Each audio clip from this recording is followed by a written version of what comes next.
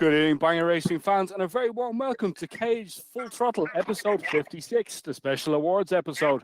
I'm Ed Fahey, and this evening in-house we have the full Cage crew. Good evening, guys. Hey, hello.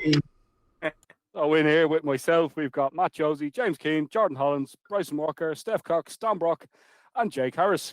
So this evening we're looking at the Caged Awards, which we had voting online for. We'll be looking at the best bits of 2020. We'll be introducing the Cage Hall of Fame and a little bit of news that's been happening in the last few days. So I'll quickly move on to the news. Now, unfortunately, we lost a very big part of the Banger Racing scene just before Christmas. Kev Waller, he was very much part of the domestic scene in Arena Essex. You know, he one of those guys literally turned up every Sunday, raced a Cortina, raced a Granada, got on with it, and that was it. And then passed the racing on to his son, Tom. Now, you know, it's very sad, very unfortunate. But we're not really, you know, we just send our best condolences to Tom, Laura, and the families. Jordan, and anything quick to say about this? No, obviously it was a bit of a shock to everyone within the community. As you said, Ed, Kev was a big part of the history of PRI and Arena of Essex, especially in the old Mag 7 colours, which I believe Tom raced in at the Ollie Moran and Mayor Ford Memorial Arena in 2013. But other than that, you know, the colours are synonymous with Kev and the Waller name. So yeah, as you said, condolences to the whole family, and hopefully 2021 is better for all of us. Well, certainly is. Seemed the sad news, really. Obviously, the growing situation, which we won't even need to say what it is. All racing's pretty much frozen now for a while, so hopefully everything gets back sorted again. I'm sure our keenness to continue will make it what's important. But yeah, you know, it's worth the wait, I think. You know, we had a little glimpse of how good racing could have been in 2020. So hopefully a little bit later in 2021, we get to see what racing should be like, and always has been like. We'll say the old races, so I'm appreciating nothing until it's taken away from you. So the main event for this evening is the announcement of the winners of the Caged Awards 2020. I know Bryson Walker's been doing some sterling work in the background, getting all the nominees and the results together. So Bryson, you've been looking forward to this for a while. Take it away. Yeah, it always caps off the season nicely. The Cage Awards, something we've been doing 4th year running now. First year of doing the Junior Bangers in association with the awards. And the National Banger Awards have seen votes come in thick and fast from the Cage Nation. Rookie Awards, Junior Awards, we'd have liked to see a few more come from there. But with the year in which racing's been, I think the main focus has been on the Nationals this year with various awards. So the first one to take it into is the Driver of the Year. Obviously, the category that everyone likes to see, one of the main categories in all of the voting. So we'll start from there, and we'll work our way from the bottom. So from 14th up to 1st, all the drivers with 14th all on 0.9% votes each. So we have Callum Reid, who's had an excellent year. Terry Hill, 133, 211 Dennis Forking, as well as 211 Jamie Pole. Gladiator Young Gun Connor Osborne, Bro 247 Lee Clark, Lewis Tingle, Goldie 384 John Golden, Ace Ash, Jeffro, Phil Smith, Brett Jackson, and Lee White. Then we move up to equal 9th in the votes. We have Scott Goff, number 99, Liam Lake 114, 388 Steve McGrath, who's had a stellar end to the year. PRI World Champion 440 Macaulay Mills and 717 Jack Tuffin. 8th place sees Aftermath Entertainer 100 Callum White. Then we have 2 in 6th place Leonard Dunn and Jack Reynolds, who've had good years themselves. Lee Kingsnorth off of his 2nd in the 1600 World and his 5th in the World Final for the Unlimited. He was in 5th place. Jonesy 341 in 4th, and then the top 3. So coming in at 3rd with 10.1% of the votes is Sid Madwick. 2nd was Joey Reynolds with 11% of the votes. And then the man who won more or less everything championship-wise other than the Gold Roof, also won the Cage Driver of the Year in 2018, was Jack Overy. So he came in at 1st with a whopping 37.6% of the votes. Yeah, good result for Overy, but not really surprising. Like I see a few of the votes there, like maybe they could have come higher, but I mean, it's all down to what the fans want rather than what people personally want. Was there any surprise in those voting, Bryson? Are you happy enough? Yes, I think a few surprises. Obviously, Scott Goff, he's a quality driver, but obviously his racing exploits these days obviously slowed down a bit with shady racing nowadays. So it was a surprise to see him as high up as where he was. But as I say, everyone has their own opinions on what makes a driver and what ticks their boxes. Yeah, that's a very fair point. I mean, it's all about the fans. Cage Nation, we asked them, they replied. So yeah, not really surprised to see over at the top. I mean, he is the GOAT, greatest of all time. I know it's a very overused American phrase these days, but we'll go with that. Good guy, good driver, always entertained. You're gonna have a good time. You see 617 roll into the pit. Same as a few of the other guys. I mean, pretty much every driver that was nominated there isn't entertaining one way or the other. Like, fair enough. I'm going to try not to be too biased here. I mean, Steve McGrath had a great season towards the end, proved that he could race as well as wreck. I mean, he's already booked his place now to the World Final for next year, as is Sid Magic, who got third place in our rewards. So, yeah, I mean, you have two 2021 World Finalists there already. So, I mean, it's a good indication as well of, who's good and who'll be, voted as high or as low next year. I mean, I'm sure when we come to the 2021 awards, you'll probably see most of those names there again. But we'll move on now to the rookie driver of the year, Bryson. Yeah, so the rookie driver of the year, again, we'll go from bottom to top. As I mentioned, a few less votes for the rookie category than we had in the Nationals. So a hell of a lot of drivers with one individual vote each, seeing them in joint 6th place. So we'll just run through the list of them. So we've got Turkish, number 18, James Friston, 88, Lyndon Stark, Joey Holmes Jr., who had a standout year since joining the ranks in both the rookies and the Nationals. He's in there with the voting. We've got in-car race points champion Danny Grady, 267. 295 Ashley Wallace, who obviously lost his gold roof a couple of weeks ago. We've got Bills Brigade man 328 Mike Parry. New world champion in the 1600 bangers 354 Josh Fowden. Got 361 James Goodman. 371 Andy Tideman. 380 Lethal Hopkins. 438 Jason Greener, 440 Lennon Phillips. We've got 619 Jason Goodman, Harvey Devil Jr. 717, and we've got 854 Aidan Storr and 929 Sam Baker. Coming in joint third with 7.1% of the votes each, we've got 241 James Lake, young gun who's mostly been Ringwood based this season. Got 322 Paul Brown, and we've got 478 Craig Royal, who has had a stellar year up north, winning both the Barford points and the Hardy Race promotion points, as well as the Scottish Open Championship there. And we've got Speedworth points champion Lee Kingsnorth in 2nd place with 10.7% of the votes. And taking the rookie driver of the year this year was 760 Joey Reynolds with 17.9% of the votes. That's not bad. And yes, you got a higher percentage there than he did in the national bangers. But fair play to Joe. It's good to see it in there. We have a few names that are in both. Again, Bryson, any surprises in the voting then in Cage Nation, or are you happy enough with what you were expecting?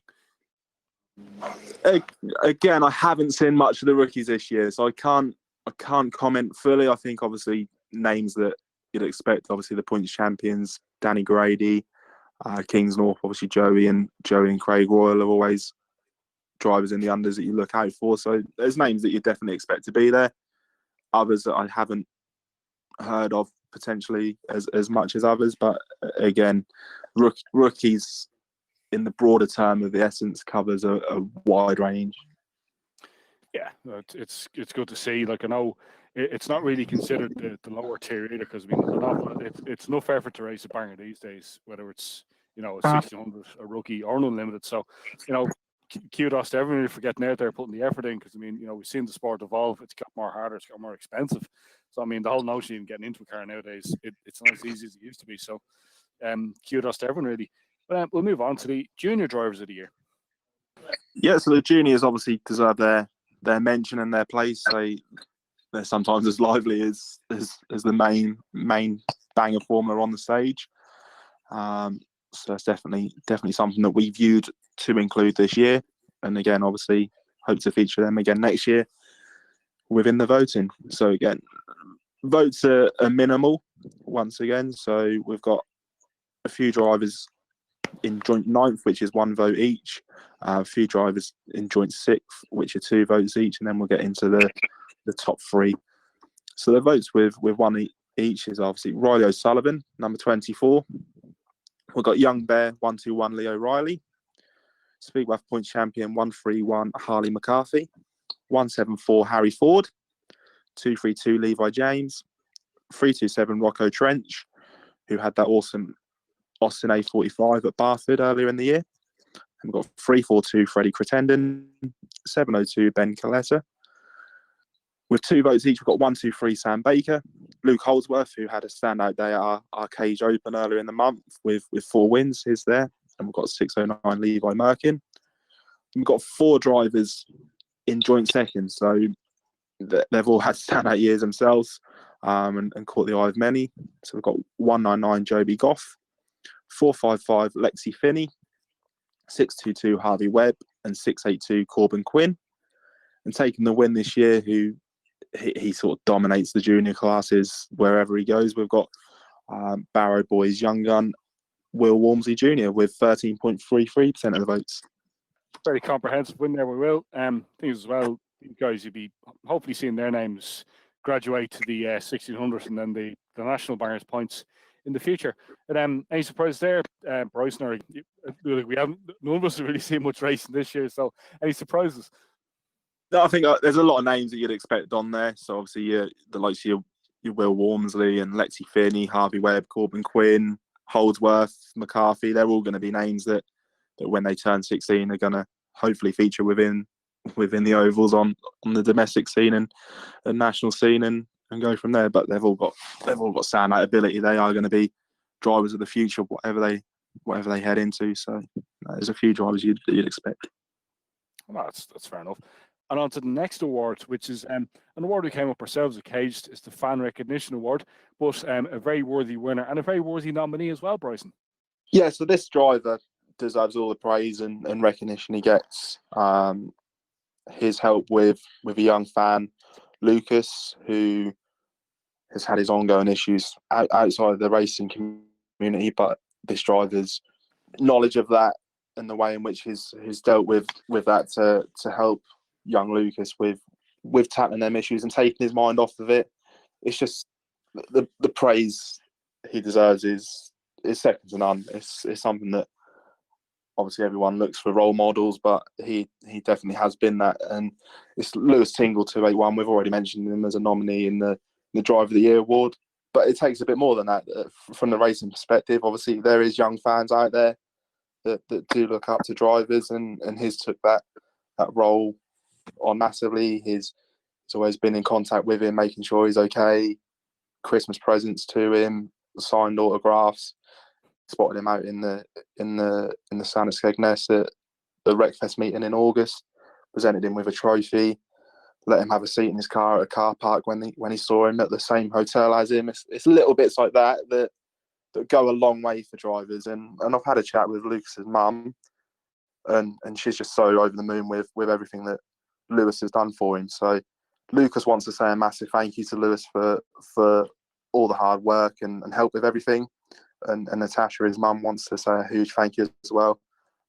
Lucas has struggled so much to see that smile on his face. Has meant absolutely everything to her and the rest of the family. And still to this day, whenever Lucas speaks about Lewis or Lewis is mentioned around Lucas, his little face lights up.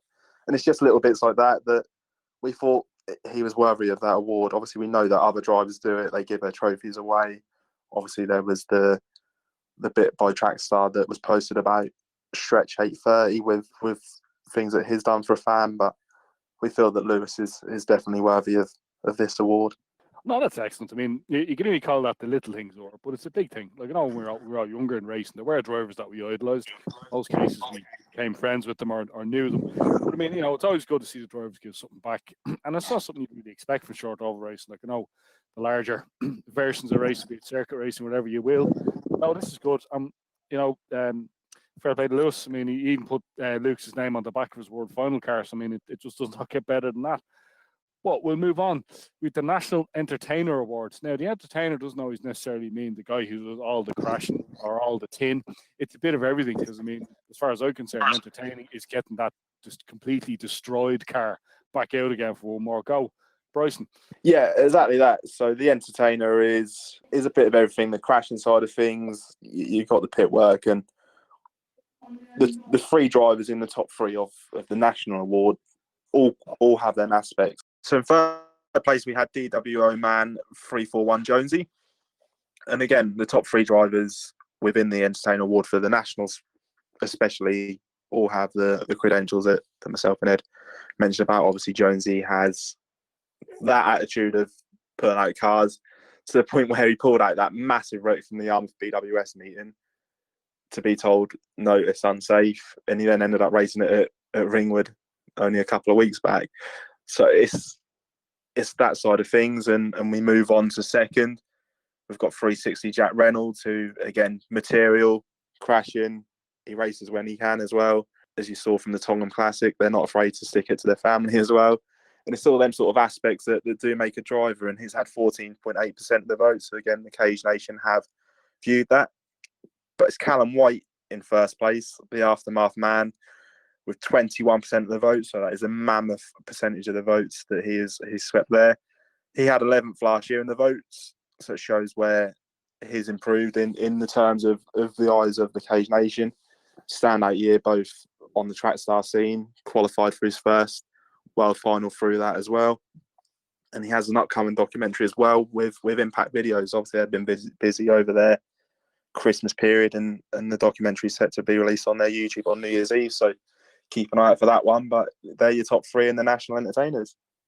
Yeah, I think, well, proud not saying boys at all, you definitely couldn't get fairer than those three. I mean, you know, again, I said earlier on, when you see them pulling into the pitch, like, right, here we go, this is going to be good. You know, they'll always do something. But yeah, no, the public have spoken, they've spoken well. But move on to the Rookie Entertainer Awards. Yeah, so the Rookie Entertainer Awards, again, there's less in which you can do crashing wise with the rookies. Obviously, you're allowed your one-on-one still on our Armco, but the head-on side of things and the heavy hits come as little and often compared to their national counterparts. But all worthy winners in this category. So third place, we have 713 Lynettes, who perfectly sums up the aspect of sort of never say die. She doesn't care what she races. She always gives it a good crack. A lot of the time, she takes the car through to the end and smash it up in the DD. So she's took 13.6% of the votes. Then we've got Toby Hodgkinson in 817, the firm driver, 18.2% of the votes. Again, someone who just loves to crash, always out on the track, and if the opportunity's there to have a good hit, he's always there to do so. But it's 3 litre man, 380 lethal Lee Hopkins with 22.7% of the votes. His exploits at the World Final sort of show why he was voted Entertainer of the Year by the Cage Nation, putting his insignia to good use throughout the night, and he's done that all year. So again, 3 drivers all worthy of their position. Yeah, very much so. I mean, again, congratulations as well, and congratulations to the Cage Nation for voting for them. You know, it's nice to see that we've fans who know what they're looking at rather than just trying to vote their mates in. But we'll move on again to the Junior Entertainers Award. Yeah, so the Junior Entertainer Award, we say we do top 3, but we've only got the top 2 on this one because everyone who was voted for, who only had 1 vote, again, they deserve their place on there. But joint third was everyone who had 1 vote. So in second place, we've got number 12, Bradley Peters, with 12.5% of the votes. And we've got the young gun 327, Rocco Trench, with 18.8% of the votes. And he has been someone, we said about his Austin at Barford earlier in the year, but it's stuff like that you don't tend to see material in junior bangers these days because they're all concerned about micros being on the pace and the Mark 1 wheel out the window and all that side of things is the fashion with the nationals nowadays. So it's good to see that attitude from a youngster to I'll race anything, and clearly it shows again from the Cage Nation that he's earned that space. He has indeed. And again, we'll probably see these 2 names at least in more awards in the future. And that brings us to the end of part 1 of this special edition of Cage Full Throttle. We'll be back very soon. We are back with part 2 of Cage Full Throttle, episode 56, the 2020 awards. Now, a new feature for this is the Hall of Fame. Bryson, you'd be looking forward to this. See, you've changed into that beautiful tuxedo there, so take it away. Yeah, so the Hall of Fame is something that we thought we'd give a go this year and introduce every year as a nice little feature, maybe have a few nominees rather than the sheer amount that we've got to introduce the Hall of Fame. But it's just each individual one of us has different people, different sides of the bangers that shaped us into who we are and why we enjoy the bangers. So it's just a little dedication to parts of that. Parts of things, it could be a person, a place, or a thing, really. So let's see, in our random grid draw, Jordan Hollands drew pole position. Jordan, what are you nominating and why? So I'm going to be nominating in this debut year for the Hall of Fame a track that sadly left us in 2018, Arena Essex. It was a track that I grew up watching at, and it was a track where I also spectated my first ever meeting, the Mark Polo Boulder Memorial in 2003. Probably famous for it being the Suicide Squad's last appearance properly. Obviously, we didn't know then that they'd reappeared 10 years later at the All Granada meeting, but no, I think Arena for me was the track that sort of kick-started my love affair with this sport and sort of led me to the path I wanted to take in life, which is obviously to do with motorsport and sport in general. And yeah, to be honest, I probably don't know where I'd be if it wasn't for Arena and going to Arena every Sunday with my dad. Plenty of great memories. I still miss it now, actually, I've got to be honest. But yeah, it was a great track on its day. Plenty of hard action. All in all, a good atmosphere. Most of the times I know it had its problems with fighting and other stuff like that. But no, it was just a mega cool track. So I think it deserves its place in the Hall of Fame. And a very fine debut placing into the Hall of Fame. So Arena Essex. Yeah, I mentioned the Mark Baldwin meeting. I was there. I still think that's one of the best meetings I've ever seen. And I've been doing bangers guts of 25 years now nearly. So yeah, it's still a memorable one. But no, that's obviously you say the reason why it's a fine reason. I mean, we can't really argue with that one at all. It still is the definitive banger racing track for a lot of people. If Jordan's saying how much it meant to him, I saw that firsthand at the end of the last Firecracker. Tears in his eyes. I think there's tears in a lot of people's eyes as the final checkered flag came down in the D-Day.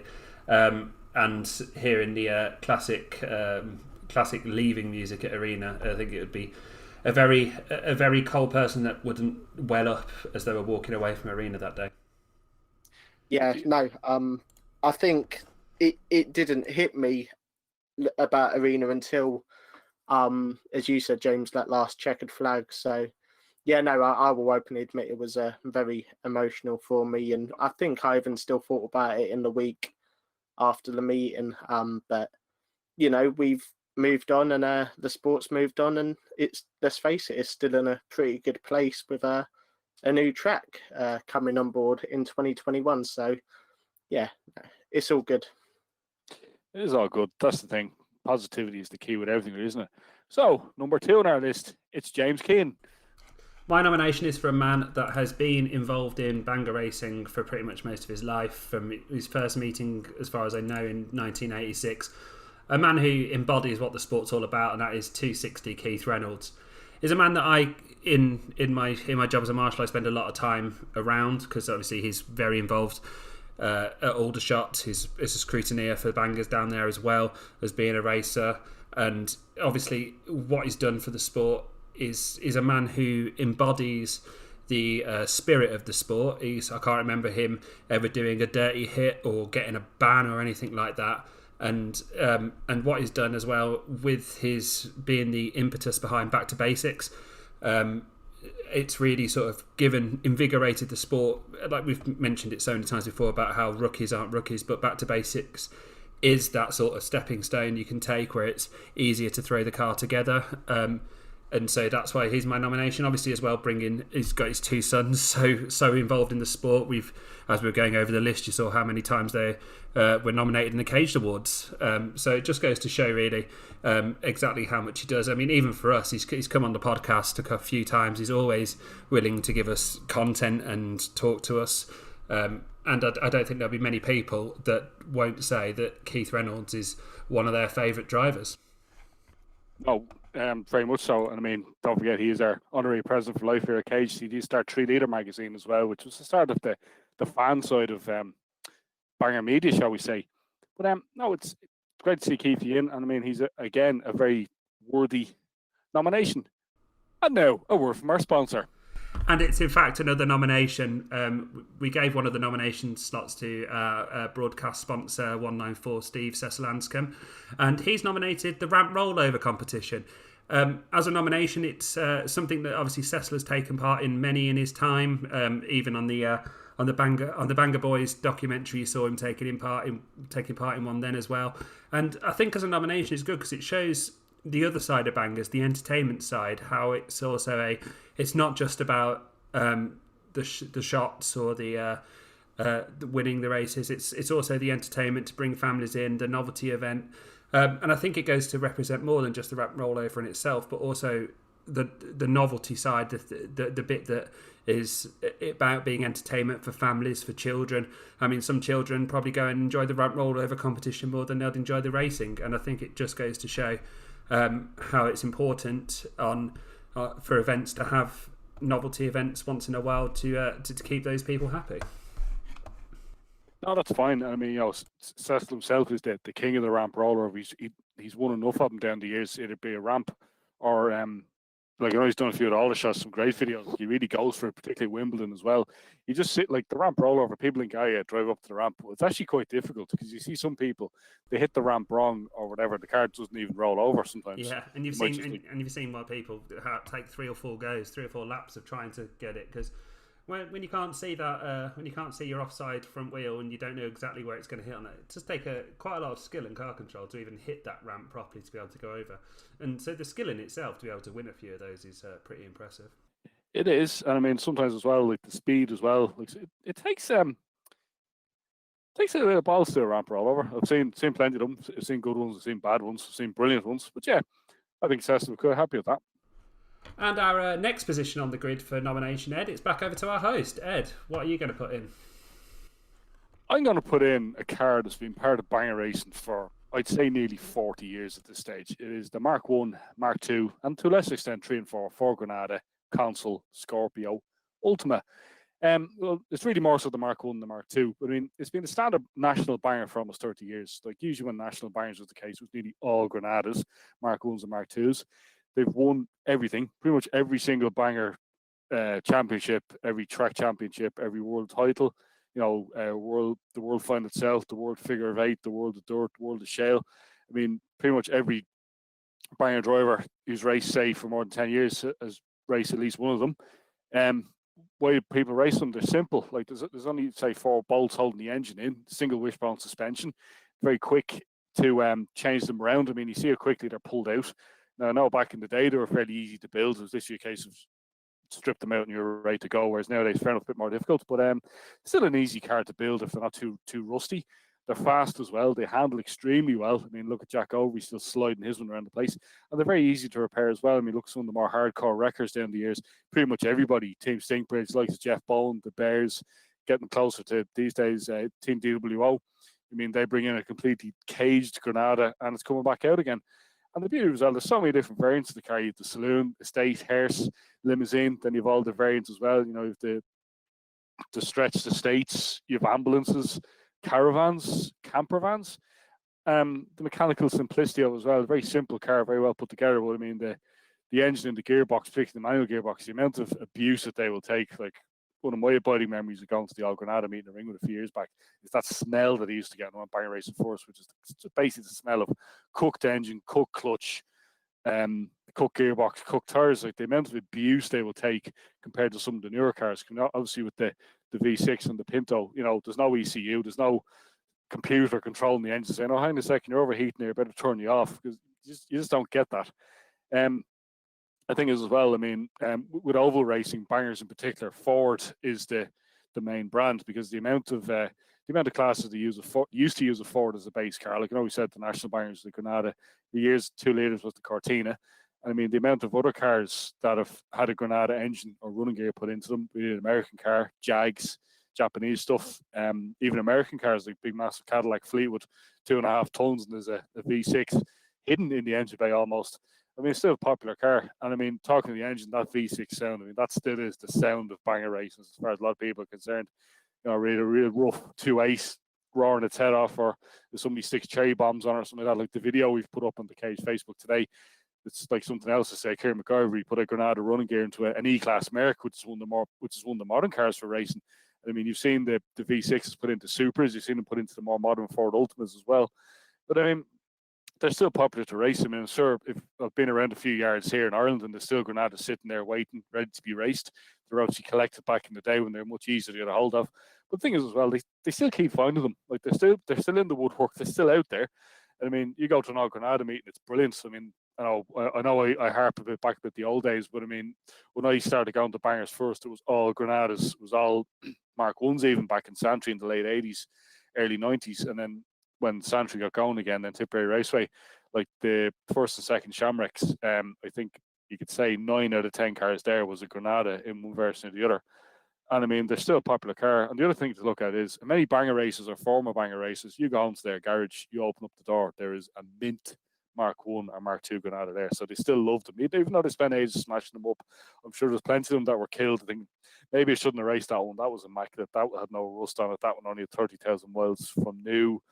I wrecked it. I mean, everyone has regrets in life, but I mean, it's good to see that the Granada love is still there. So that's my nomination, and I'm quite happy to nominate the Ford Granada into the Cage Hall of Fame. I mean, obviously we've moved on a bit now as well with the Mark III and the Mark IV, but they're good cars, they're good to race, but they just don't have the magic that the Mark I and the Mark II have for me anyway. Yeah, I'm just about to come in. I think I've got an interesting stat here. The Mark I and Mark II Ford Granada dominated the PRR World Final for 22 years. So from 1987 to 2008, when Jack Overy won it for the first time, every single winner either raced in a Mark I Ford Granada or a Mark II Ford Granada. So that just shows the dominance they had in national banger racing up and only until just over 10 years ago, really. Well, it's the evolution as well. I mean, say pre-1990, you wouldn't have seen many Mark IIs raced. You would have seen loads of Mark Is. So I'm being super nerdy here. The Mark I think it was 1971, I think, to 1977 was production. Then they were the Essex ones, most of them built in Essex, and then you had the later cars, the Mark IIs, they were 77 to 85. They're all built in Cologne, so they had the 2.8s, the 2.3s. Then there's all the other variants as well. Like there's a 2-litre V6 you get as well in the Constant. But I mean, it was like, say, the A60 that preceded it. That was the banger for a long time, and then it was the Granada. Now it's moved on. Obviously, you couldn't really put a finger on a modern Unlimited. I mean, you have the Scorpios, you have the Mercs, to a lesser extent the Supras. They're starting to get a bit hard to find now. You've guys racing Previous as well. But I just think that no other car has left such an impact on banger racing as the Granada. And our next nomination comes from our leader. It's none other than Mr. Matt Josey himself. Yes, thank you, Jordan. It's a pleasure to be making my nomination into the first ever Caged Hall of Fame. And this person deserves their nomination for quite a few different reasons, actually. Obviously, they will know this person as one of the best banger commentators of all time.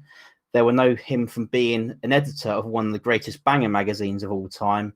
And that is none other than the legend MC Michael Coventry. The reason I'm nominating him to go into the Cage Hall of Fame is quite simple. As a child, I went banger racing all over the country. And the atmosphere is great everywhere, obviously, but Mildenhall and Michael Coventry just gave off a completely different vibe.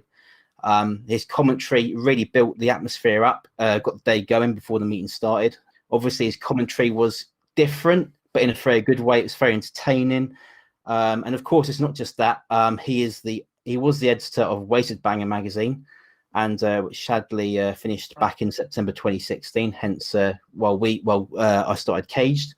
But it's not just that as well. It's the simple thank yous in life which make a difference. And I had many messages about drivers when they left an RDC promotions meeting that they got a simple thank you from Michael Coventry for racing that day or night, whether it was at Dover Raceway or Mildenhall Stadium. And little things like that make a difference. And the drivers kept going back for more each year to both venues, and especially Mildenhall. Every year, whether it was the Unlimited Suffolk Open, the annual Pre 70, Unlimited Vans, BBA Supreme, any meeting like that, the turnouts grew between 2005 and 2008. The turnouts were absolutely mega there. To this day, a lot of people do still mention Michael Coventry as being one of the greats. And yeah, it's a pleasure to induct him into the Cage Hall of Fame for that reason. And he is the inspiration for me starting Cage, because at the end of the day, when Wasted went, there'd be nowhere for banger meeting reports to go. Admittedly, my knowledge of national bangers isn't that great, so that's why I brought in Bryson Dabrick Walker with his knowledge. So yeah, that's it really. But yeah, it's great to induct Michael Coventry into our little Hall of Fame. Again, very fair reasoning, and you know, a good nomination that you've given us, Matt. We've the next nomination now is our another one of our media superstars, Dom Brock. Thanks for that, Ed. So with my nomination, I thought I'd be quite broad, but at the same time, it covers my passion, and that is pre-meetings. Now, we all love them.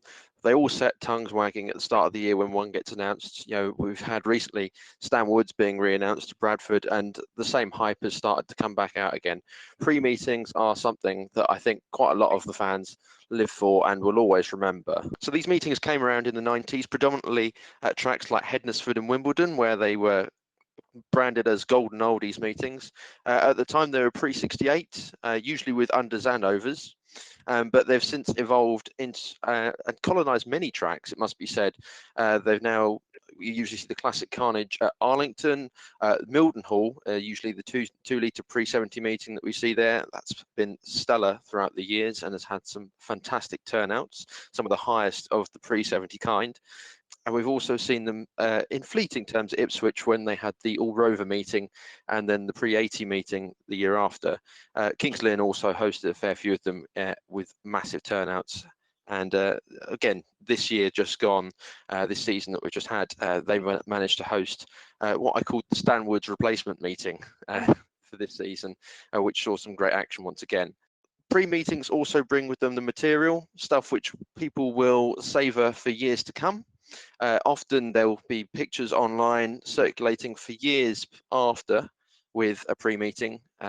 Some of the best material I think ever produced on the banger track comes from pre-meetings. The Stan Woods ones, again, in more recent years, I can think of the Studebaker brought by Dom Davies. That is one of the all-time best cars. I can also think of, there's so many from Mildenhall which are just so left field. Some cars which are made of wood and falling to pieces, like some of the ones seen at Speedy Exit at Kings Lynn. Yeah, it's been simply spectacular seeing how these meetings have evolved throughout the years.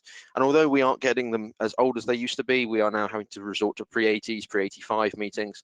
You know, they still live on as iconic days where we look back to yesteryear and think, well, possibly with rose-tinted spectacles on, it must be said, how good the old days used to be. Yeah, very much so. I mean, I've been to quite a few of the pre-meetings, most of the pre-season at Hensford. For me personally, that was my personal favourite meeting of the year.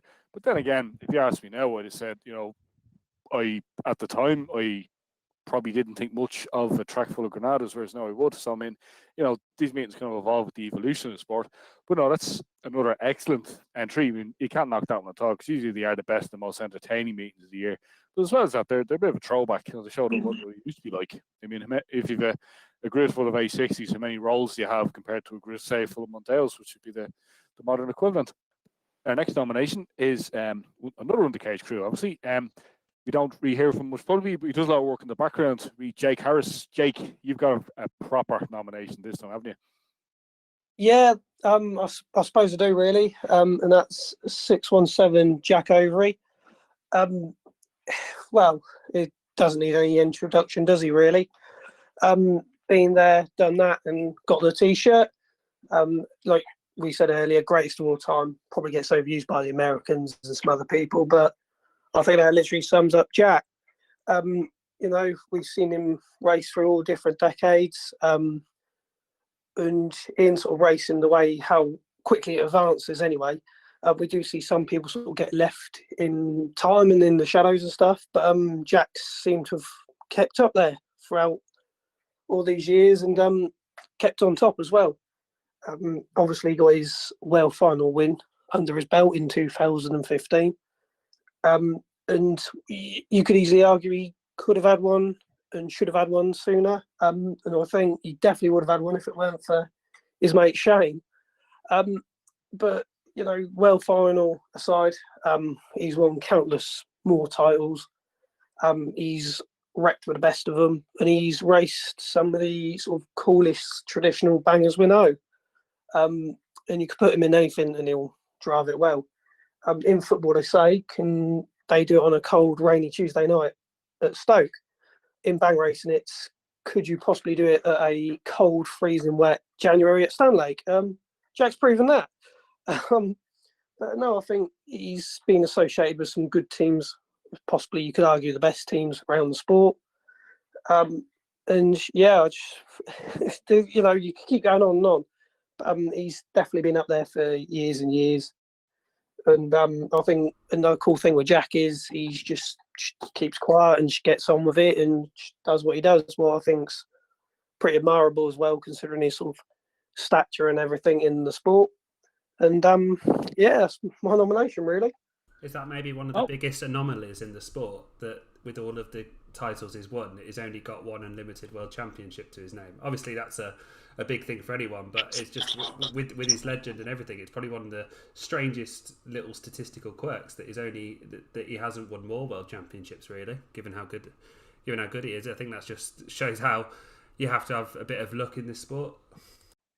Yeah, definitely. I think you sort of look at Jack and his sort of racing career, and then you look at it and you go, oh, only one Speedworth world title. Okay, he's had other gold roofs, but no matter what you think of Speedworth or whether you agree with it's the oldest or best world final or not, everyone or majority see it as the best world final and the one you want to win.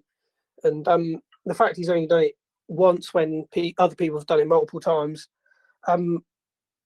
you sort of think, he's only won it once. But you say that because it's Jack, and by rights he should have won more. With his ability, he should have won more. Yeah, I think that's a good point. I think it's probably to his credit that it's a surprise that he's only won one world championship, when winning one world championship is big enough for anyone. Just winning one, the fact he's only won one is a compliment. Definitely. Yeah, definitely. You got some other like standout fantastic drivers in the past that haven't even won one. But because how long Jack's been serving and how good he's done, it's like, he's only. It sounds bad, but it's the way you just see it. It's like, Jack's is good. He should have had more. He could have had more. But I think that shows his sort of crashing nature as well. The fact he's been warring with Shane Davis for years and years, and neither of them back down, sort of adds to the legacy and shows how good of a driver he is all round, I think. So I was going to say it was a proper war as well. Like, they used to beat the crap out of each other on the track, but in the pits they'd have a laugh about it. You know, they'd say, "Oh, here, Shane, give us that drive. I need Burr's drive shot off, Shane. Yeah, no problem. There you go. Now it's your turn." But no, like you said, you know, I know it's an obvious term, but I mean, he's won something now that he's never won before, which is a Caged Hall of Fame nomination. But no, I mean, you know, he's one of those drivers. You love him or you hate him. Most people love him. Like, it's like I say again. I know we're saying sport and rivalries, but like a lot of teams you don't like, you might absolutely detest the team to the depthness of your soul, but you respect them. So a lot of people say that about Jack. I don't like him, but I respect him. He's really good at what he does. So, you know, I'd be a fan of his. He makes it look so easy at times. It's not even funny. I mean, see some of the races that he wins and what he's steered around basically to get there. Like, fair enough, he might not hit anything, but he managed to, like, I know I keep saying it on the Cage Virtual Series, he dodged the bullets nicely there. And that's what Jack does. I mean, everything going on around him, he still managed to steer his way through it. So, I mean, that deserves an awful lot of kudos. Yeah, he's the Matrix and a banger, you could sort of say, with dodging the bullets and all that. But I think, obviously, with me following lads around and that, I was sort of videoing him at his World of Shale win this year. And I'm sort of watching the boring bits he's doing that necessarily other people aren't watching. And he just makes it look so easy. Whether it's just literally doing a simple lap or with no back markers in front of him, or whether he's got back markers in front of him and he's dispatching him, he just makes it look easy. And even when he is hitting stuff, he makes that look easy as well. Sort of to make it look that effortless, I think is one of them things you either got it or you haven't. I think the easiest comparison I'd make to Jack Ovey lapping people. I recall years ago, Lord rest him, unfortunately, John Lomu, the famous New Zealand rugby player, the way he used to just push people out with one hand, they're trying to tackle him, he literally just tapped them on the shoulder and they were gone. So whatever Ovey does is the banger equivalent to that. Bryson, I know you've been around him a long time as well. Yeah, so just going back to earlier comments about Jack, obviously he's had the Driver of the Year award, Hall of Fame. He's done it for 30 years and he's at the top of the game. But going back to that World Final win, I've never heard a reaction to anyone winning the world quite like it. The whole place erupted in delight, more or less. And it was, I think even for Jack, he'll probably admit himself that it was that relief moment. Like, yeah, Jack's done it. He's won that biggest title that everyone views is the biggest title. And rightfully so. It's sort of the icing on the cake, the cherry on top sort of thing. Like him hitting that is the pinnacle moment, the defining moment of his career, and now he's finally got it. He doesn't really need to prove anything else now. He's won nearly every major title there is to win. He's mixed it with the best of them.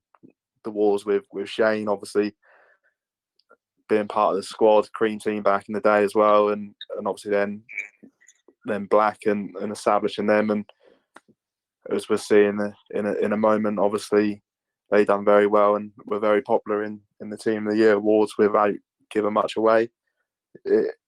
His legacy will stay on, so I think it's only right that he is one of the first entries in the Hall of Fame. I'm just thought back over what I said, and I've probably said too much about it only just being the one World Final win, but I was trying to emphasise the point of you'd expect more from him, or you'd think he'd win more. But one thing as well, like, is sort of crashing exploits as well. We've seen in later years the Caged Open this year, and the last ever Suffolk Open. Real good performances, and of course he was doing it week in, week out at Arena years ago. And I think it was 2011, 10 maybe it was. He won the DD points at Mildnor, so he's sort of showing the capability in all classes, really. Yeah, well, I mean, the thing is as well, he's probably one of the most humble guys you'll meet. He doesn't really talk much at all. He'd be the quietest person in the pits.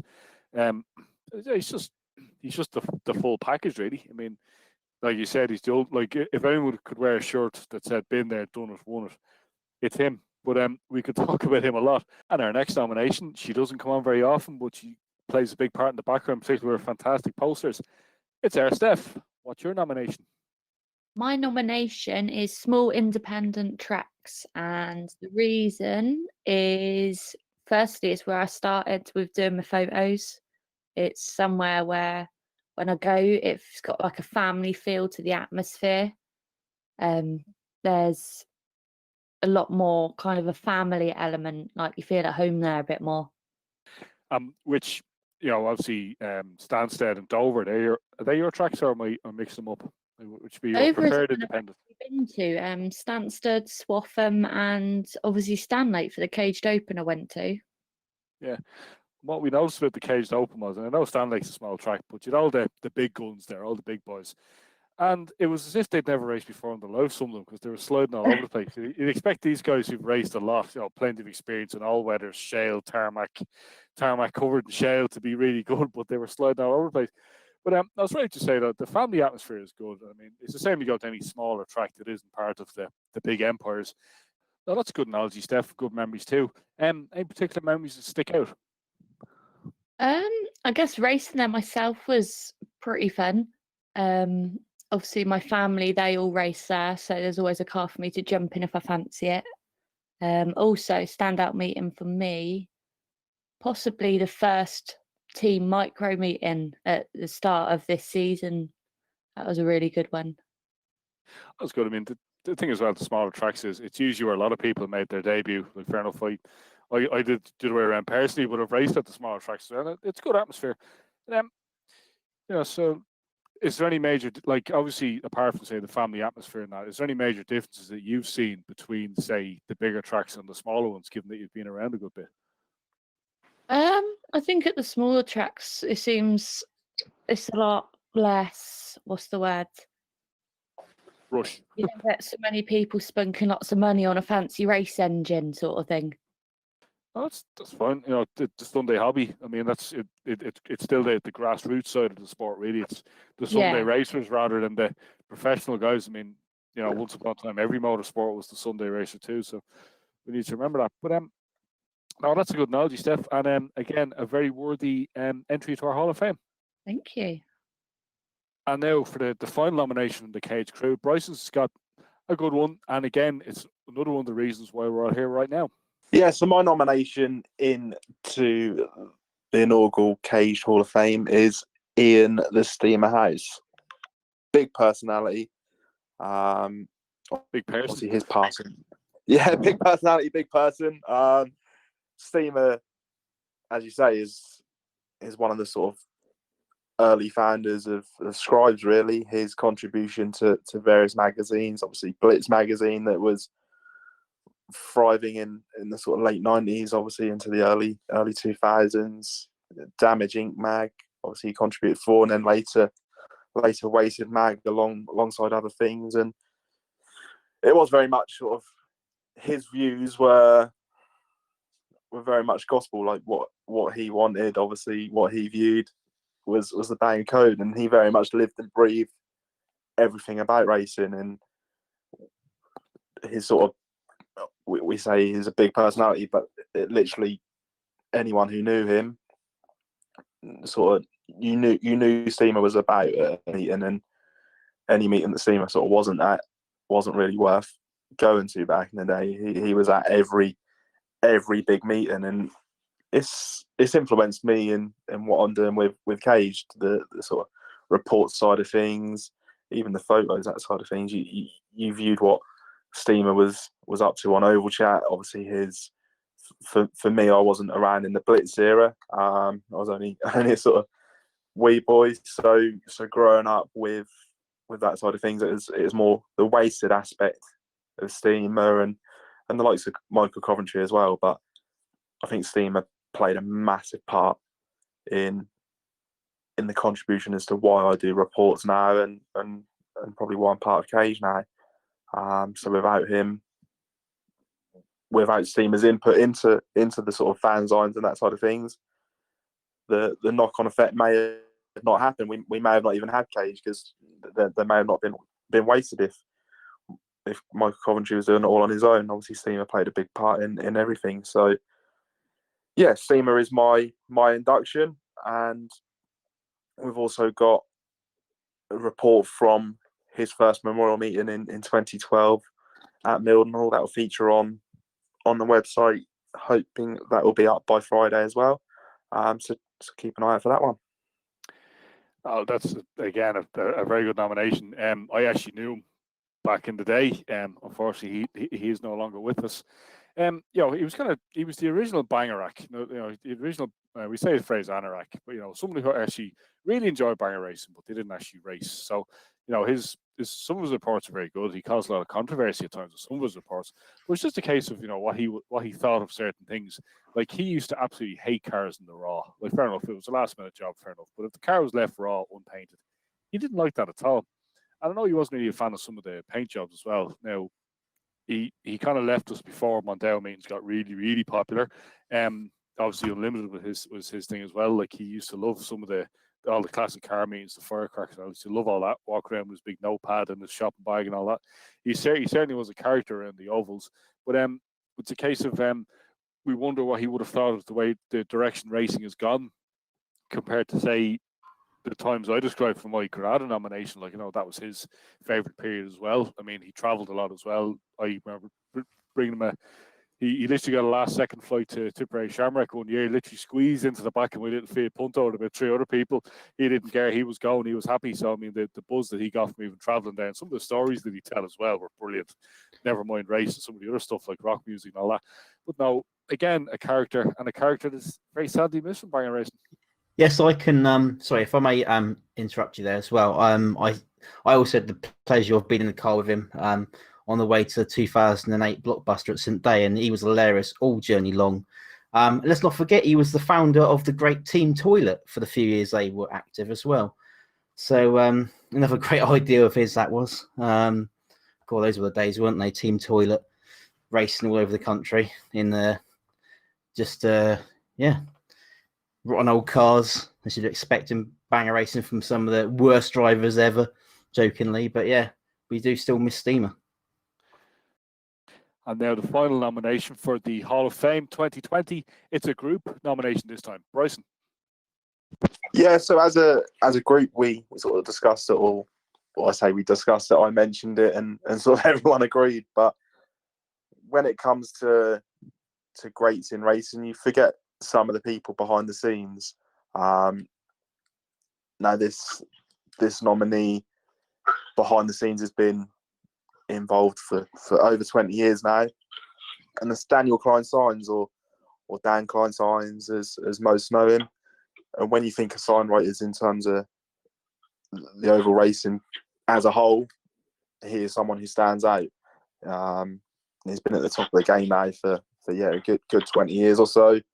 World final cars, he has most of the pick of them. Over recent years, obviously that has slightly fizzled out to various other sign writers, but Dan Klein-Signs is very much at the top of the game when it comes to that.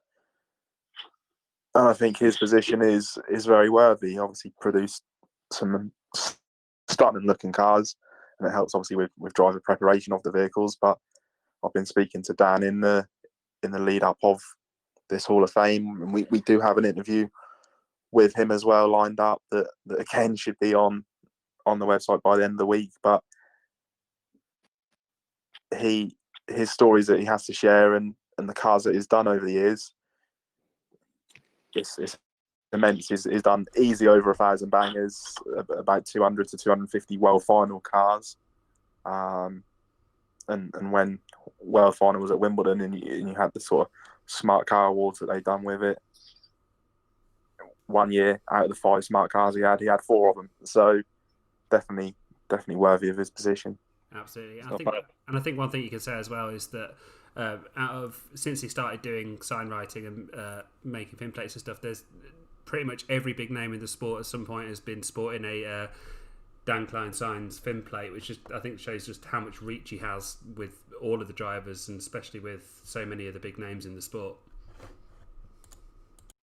Yeah, certainly a generational thing as well. Obviously, I remember my dad's 1300 stock cars. They were sign written by Dan Klein, and he was the man to go to when I got into the racing with the mini stocks, and he done all our mini stocks. And he's a great chap as well.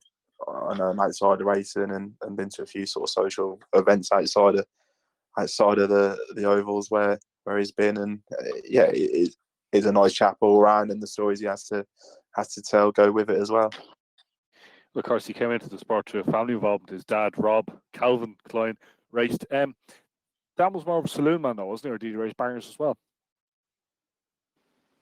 So Dan had a couple of goes in bangers himself, but he was never really into the racing side of things. And obviously, with the business side of things from the sign writing, he just got his head into that and hasn't looked back, really, has he? So yeah, he's had a go and part of it. That's it. Well, I mean, at least unlike a lot of people, a lot of critics and bangers, he has raced, he has got it out there. So that's the main thing. But we really do look forward to seeing the interview. It's not all about the drivers, as you say, Bryson. A lot of people in the background making it all happen. And so that brings an end to the inaugural Cage 2020 Hall of Fame Awards. To recap, Jordan Hollands voted for Arena Essex. James Keane voted for our honorary president for life at Cage 260, Keith Reynolds. It was a group decision for the next one, but again, it's a sponsor and a good friend of Cage, Steve Sassalanskam, for the ramp rollover competitions. Yours truly voted for the Full Granada. Matt Josey voted for Michael Coventry, MC. Don Brock voted for the pre-meetings like the pre-67, pre-68, pre-75, pre-80. Jake Harris voted for Jack Overy. Bryson Walker voted for the Steamer. Lord rest him. Steff Cox voted for independent tracks. And then finally, the second group award for Dan Clansigns. We'll move on to the next part now, which is the rest of the national awards.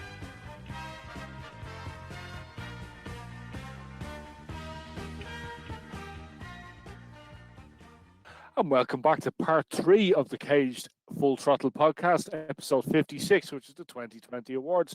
Coming up, we've got the remainder of the National Rookie Bangers and Junior Bangers awards. And the next award is the National Bangers Team of the Year, with Don Brock presenting the award. So on my journeys this year, I've seen many a team going at it. Some great team meetings, all the way from the start of Civil War right to the end of the season. Some great team antics throughout. As for the awards this season, rightfully so, in third place, we have Team BRC, more commonly known amongst the community as Boogie, Runa and Chaz. Those drivers have been doing really good. Obviously, they're taking the points at Mendips, and obviously, the carnage that they cause when they go mad, it's great to watch. Causing some good drama at Yarmouth BWS round as well, going up the fence. So real good stuff from them. In second place is the 3 Litre boys. We need not explain. They are just simply everywhere, doing everything. Tongham Classic was widely regarded as one of the best meetings of the season, and their efforts everywhere are just so well appreciated. Jack, Lethal and Joey all doing a spectacular job. And the team of the year, unsurprisingly, it has to be said, is Team Black.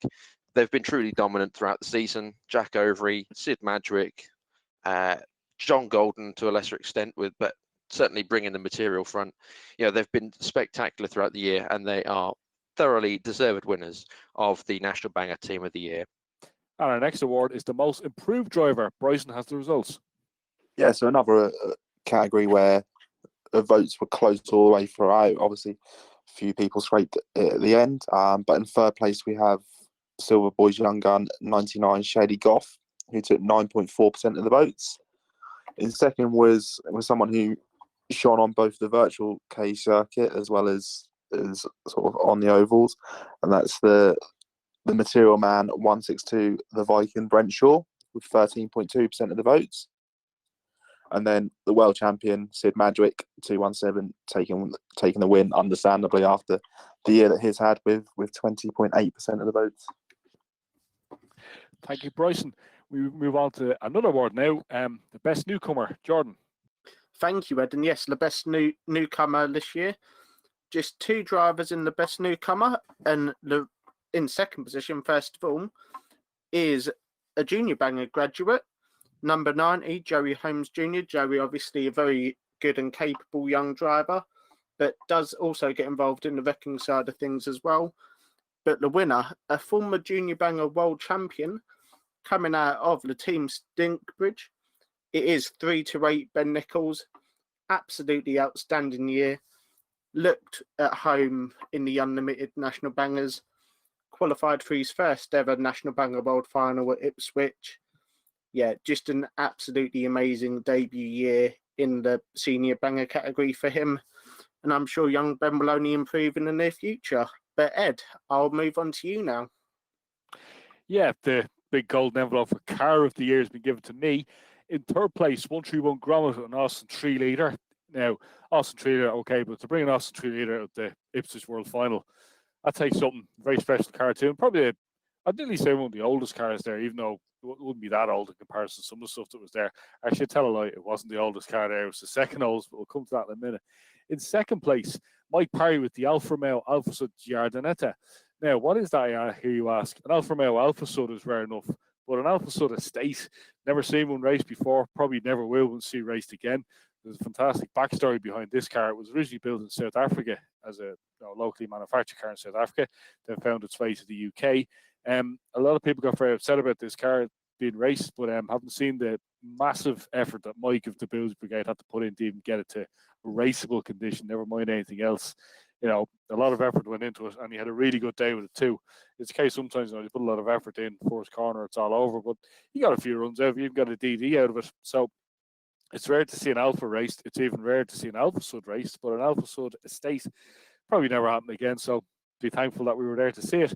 But car of the year, in first place, it's 145. Colin Sonic Dickon brought the massive Daimler DK400 limousine to the Ipswich World Final. There's not been too many Daimler DK400s raced over the years, so Sonic's had the latest. We might see another one again, but it's one of those cars, it's just, makes you look, makes you stop and stare. It's a little bit special, like the design of it in particular, the tail fins at the back and all. It's a mashup of Daimler and a few other designs. But keeping on the material fronts, Jordan, Mr. Material of 2020. Yes, thank you, Ed. And this is a category which rewards the drivers that bring out the rare and interesting material throughout the year. And in third position, it is a man who was, well, in some ways, really burst onto the national banger scene this year. A massive breakthrough year for him, but I very much doubt he's still cut his hair. It is, of course, 162, the Viking Brentshaw. Again, qualified for his first ever National Banger World Final this year. Raced at every single Banger World Series event this year, either racing a Ford Scorpio limousine or a Hearst variant, and 9 times out of 10 taking them home well wrecked as well. I know he's absolutely delighted with how the year's gone. So he's a very, very worthy position of third place there with 8.5% of the vote. In second position, it is Mr. Consistent 360 Jackstar, Jack Reynolds, again qualifying for his second consecutive National Banger World Final. Ipswich brought out some great material this year as well. I mean, the car he had at the Aldershot 3-litre Tongham Classic was just superb. He also had that Cortina at the Undercracker as well. He brought a limo to the Yarmouth BWS. And, Jack's just, whatever he brings to a meeting, he's always going to take it home well wrecked. But the man who, again, takes his second category win in a row, it is 145 Colin Sonic Dickon, who qualified for another National Banger World Final 21 years after his debut as a result of the material and the attitude he brought to the BWS this year. Obviously, probably the two favourites or the three favourites were his Rover P5 at Aldershot. He also had that stunning Mark II at the Great Yarmouth BWS round. He had that Wolsey 610 at Northampton as well.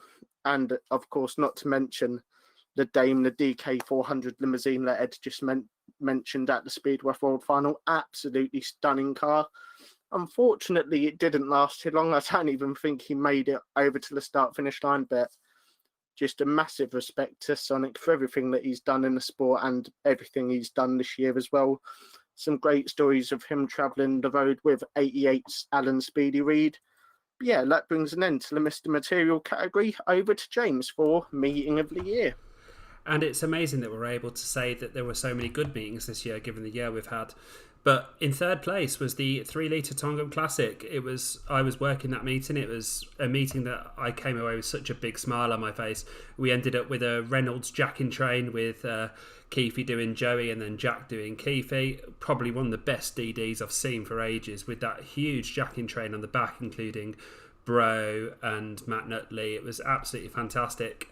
It was exactly what bangers should be about. Obviously, the Tongham Classic has different build rules than usual nationals, but it was pretty old school in the way it was run, and I think everyone probably went away from that thinking, wow, that was amazing. In second place with 14% was Civil War. It was a Southern win, and I always feel conflicted. I grew up watching in-car race tracks. I now work at Southern tracks, so I'm split loyalties, but I'm very firmly in the Southern camp now. But it was another great Civil War. It never fails to disappoint. It's a shame we're not going to have it in its usual place this year. It remains to be seen if we have it in a later on in the year, but Civil War never fails to disappoint. It's one of those meetings that drivers on the national circuit don't go to for their own glory. They go for their team's glory, and that always brings out something special. And Hensford Hills Raceway is perfect for this in the way it is, and it never fails to disappoint. The and in the last, the winner of this with 40% of the votes was the Yarmouth BWS round. It was the last BWS round of the year, and it really did pull out something special. Obviously, you had the DWO and TGB war kick off, and you had a lot of eyes on drivers trying to qualify for the last wildcard spot. But I think it was a perfect end to the BWS rounds for the year, and a very deserving winner. And our next award is the best promotion of 2020. Matt Josey.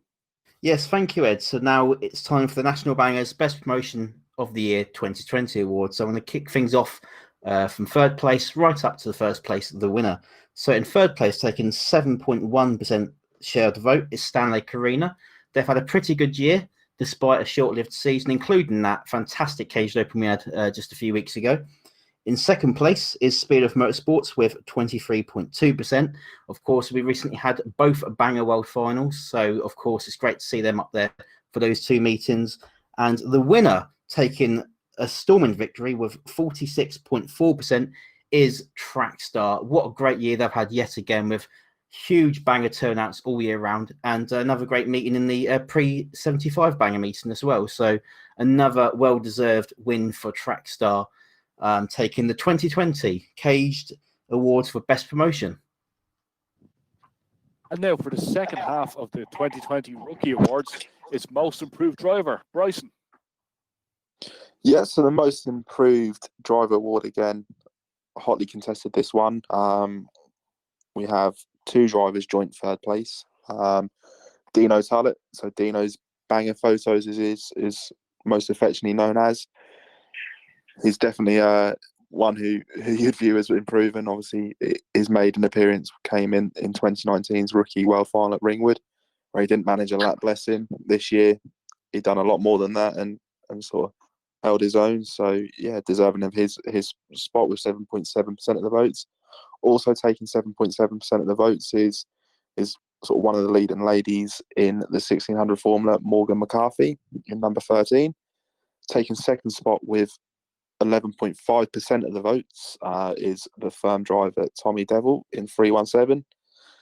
And 1600 points champion for Speedworth 400 Lee Kingsnorth. He sort of dominated proceedings in sort of everything throughout the year, but more so in the 1600s and back to basic appearances as well. So Lee Kingsnorth takes the win in that one with 15.4% of the votes. And moving on then in the 1600 rookies, the best newcomer, James. So in the 1600, so in the Rookie Banger Best Newcomer, in second place with a joint 10% was 90 Joey Holmes Jr. and 13 Morgan McCarthy. And a resounding victory in this category with nearly 55% of the votes goes to 241 James Lake. So congratulations to him. And I'll hand you back over to our host, who's got the Car of the Year award for the rookie category.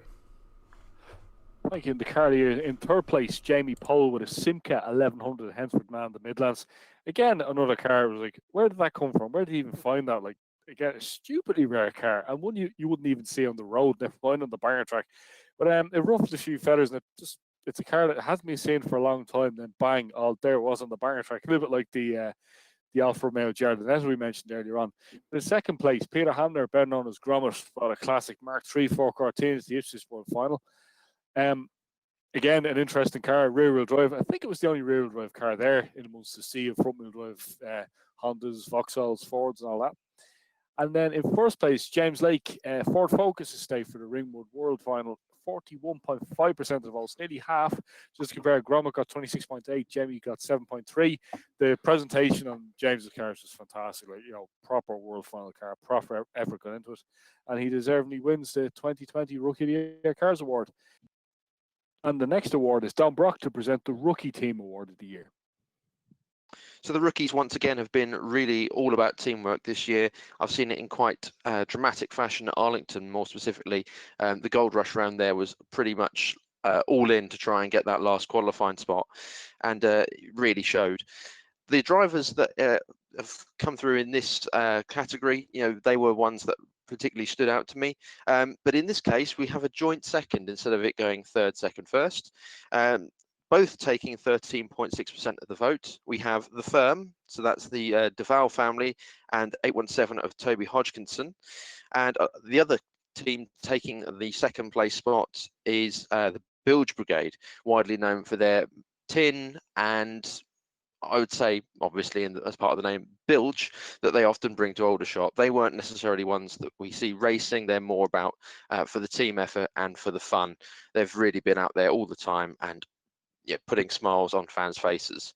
But the team with everyone has been looking out for in the rookie formulas this year has been 3 Litre. Once again, in the rookie bangers, Joey and Lethal really tearing up the show, and Keith Reynolds in the BTB class. He's turned up for every meeting, obviously the brainchild of the whole thing, so it really is his baby, and turning up in whatever he can and making the show as good as it can be. Credit to the lot of them once again for putting on a spectacular year in the rookie classes. Well, we move on to the next award, Mr. Material in the 600 rookie class. Jake. Yeah, it sort of seems a bit crazy having a material club sort of award for this. But when you look at sort of maybe not the old tin we see, but more the newer stuff, the unusual stuff we see, and it's clear to see this has an effect, as when we look down the list, we can see that the Wixon brothers, Brad and Adam, are in 3rd place with 10% of the votes. Obviously, Brad chose to be a little bit different with the Mark II Mariva at World Final a couple of weeks back. And also, let's not forget to mention the limo they've had. Obviously used at the Cage Open last year, and we've seen it numerous times throughout.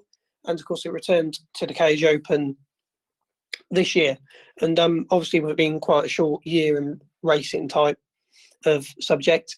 I think last year still got an effect on people, so the Wixons come in there, and let's not to mention they've had some smart paint jobs as well. What it's not really material, but it does help emphasise the cars and stuff.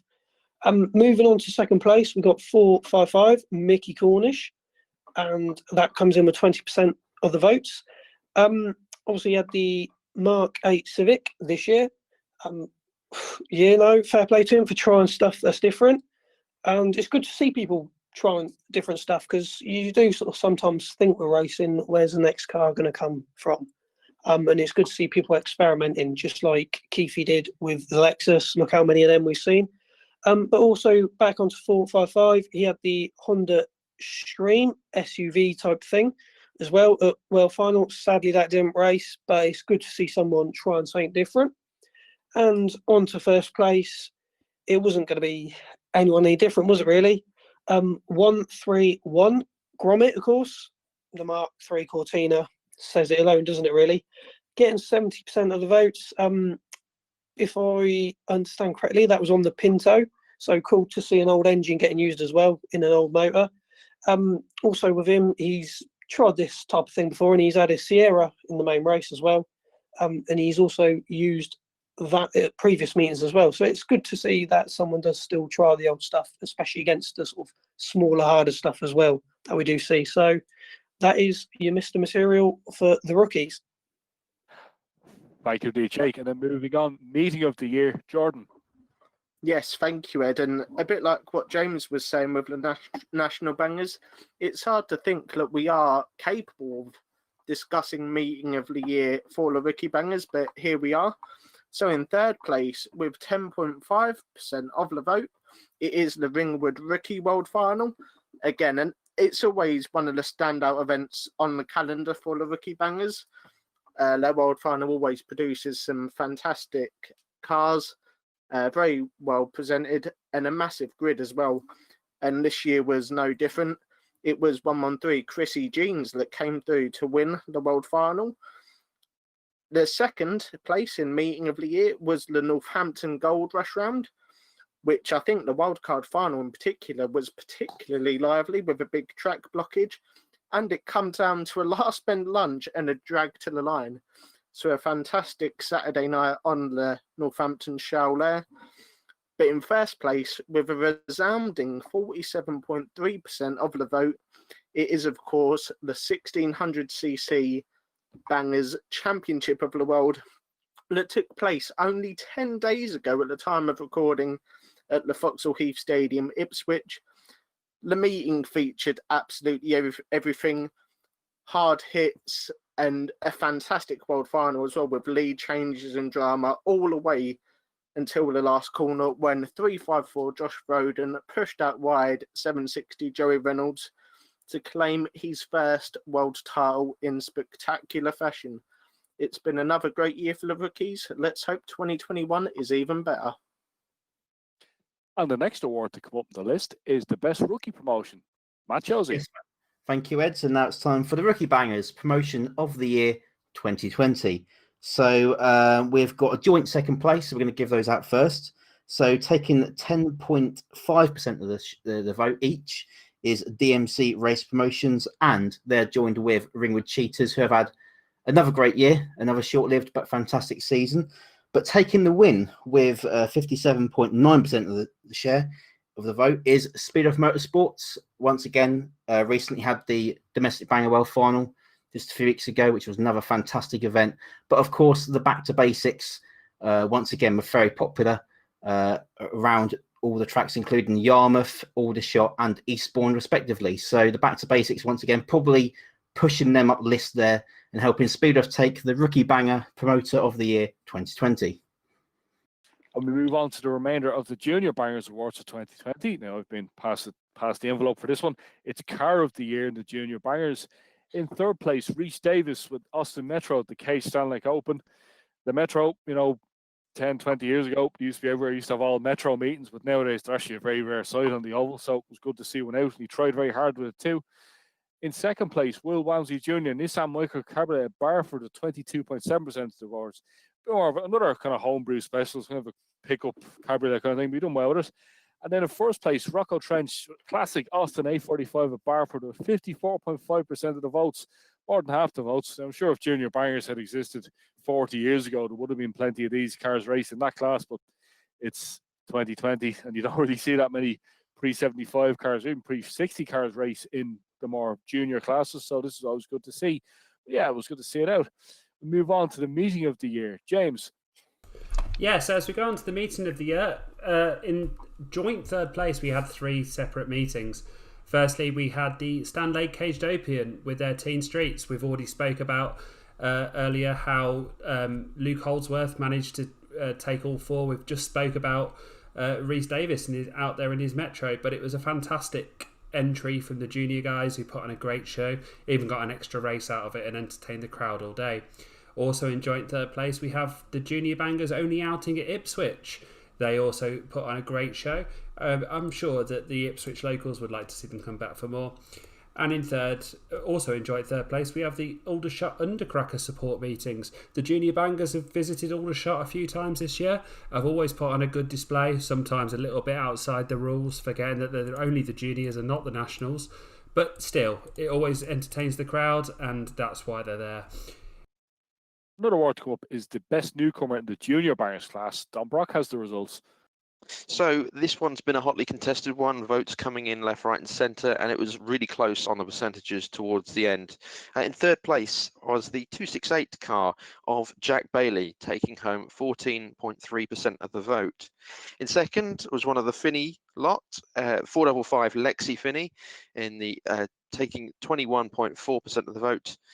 And another lady taking the top spot this time was the 142 of Adele Walmsley, who took home 28.6% of the vote. Congratulations go to her. And that concludes our Cage 2020 awards. We'll move on. Jake doesn't get on here very much, but he's been working on something very big in the last little while, and it'll appeal to a lot of the Cage Nation. We've spoken about Jack Over already. We've spoken about Team Black already. But this is kind of the icing on the cake, really. Jake. Yeah, cheers, Ed. So basically what I've been working on is a highlights DVD of Team Black over the past 2 years. So obviously it follows their exploits over the past 2 years, including Skegness teams from last year, where Patch had the Mark 9. The majority of the rest of the team had Jags as well, and they done pretty well there. Also Heavy Metal last year, where Patch and Deacon had Yanks. And of course, it's got this year's exploits on it as well, with Sid winning the World Final, Jack's main race win, the Weldish Ale, and also a couple other bits people may have possibly not seen, like Patch getting blown up at Ringwood Cheaters and pulling the jag and going back for more. And also there's a wealth of in-car footage on there from Patch's head-on with Ash Riley at this year's Ipswich BWS, and about 4 in-cars just in the DD at Skegness. So there's enough on there to keep you interested and entertained over this sort of lockdown period. So if you're interested, just message me and I'm sure I can sort you one out. Yeah, and we'll be posting up the link to buy them on the cage site as well. How much is it, Jake? It's £12 with postage and package. That's a fair deal. Can't do better than that. Absolutely. I'm not just saying this because he's one of the cage team, but Jake and his Banger Nation videos are some of the best footage you'll see, and I can't wait to get my hands on a copy myself. Oh, cheers, mate. Appreciate it. It means a lot. Lots gone into it this year, so yeah. Well, just on the subject of what goes into it, I mean, you know, the amount of footage that I've worked with GoPros before, I literally turn them on and leave them. But I mean, at the end of a meeting, you must have, say, hours of footage and you need to edit it all down. Is it much effort in the background to get it all to DVD, as they say? It can take as much time as you want. Like this year, we've been off work ill. I've had sort of more time than normally would. So this year I've messed around with a lot of the brightness and sort of contrast of the clips to just emphasize the cars out a bit more and just make it a lot clearer. So a lot more time has gone into it this year. But yeah, like you say, when you got like 4 in-cars and then you got your sort of exterior cameras, and then possibly if you're lucky enough a mate lends you some footage, you can have like 2 exterior cameras and 4 in-car cameras from one meeting. So that's 6 cameras straight away you got to cut footage up from. So yeah, it's hard to put time on it, and I don't think I'd want to put the time on it because it does take a while, and obviously you get gremlins along the way as well. So it's so on that note, I'd like to thank all of Team Black for their help, obviously, because without them I'd have nothing to film. And I just get lucky. It's them that make it good, and just a couple of people behind the scenes that help me sort of do what I do. Too many to list, but they know who they are. So thank you for that. Yeah, no, fair play. I mean, all for the love of the sport as well. It's important. And probably one of the best teams in the sport right now. And so that brings an end to this special episode of Cage Full Throttle, episode 56, the 2020 award show, and also the end of Cage Full Throttle for 2020. We'll be back in 2021, hopefully. But before we do all that, we need to say goodbye and thank you very much to our extra large group of panelists. He's the man that made it all happen, so he gets first. Thank you very much. Thank you, James Keane. Thank you, Ed, and thank you to everyone listening, and thank you to all of my cage colleagues as well. It's been a good year with the broadcast we've done. I know it's been an awful year just generally, but for the racing that we have had, I'm very thankful, and I'm very thankful to, again, all of my colleagues. It's such a great thing to be part of Caged, and I'm looking forward to the next year. I think we all are at this stage. But we'll say thank you and good evening to one of our regular sidekicks, Jordan Hollands. Thank you, Ed. Yeah, echo what James said. It's been a bit of a troublesome year for many, but it was great to end it with this podcast. Great to have all of us on the same show for the first time as well. Massive thank you to everyone for all the support this year, both individually and as a group as well. Hopefully next year will be better for everyone, but until then, have a very happy new year. Indeed. We'll say thank you now to our caged president for life, Matt Josey. Thank you, Ed. Thank you, everyone, for tuning in to this very special podcast. It's been a pleasure this year, although it has not been a pleasure with obviously COVID. But thank you very much for the support this year. And we look forward to seeing you in 2021. We do indeed. We'll say thank you as well to, he doesn't really come on very much, but thank you very much, Jake Harris. Yeah, no, just echo what everyone said. Cheers for tuning in and listening and whatnot. Cheers to everyone for the support, whether it's just putting cage on a car or liking or sharing, whatever.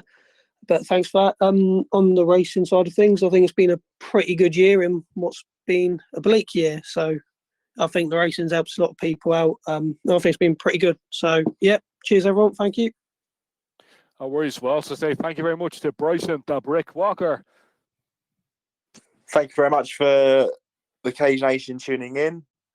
Thank you to everyone for playing their part in the award ceremony. hope everyone liked the way the results went. Obviously, if you didn't, next year, have your say, get your votes in.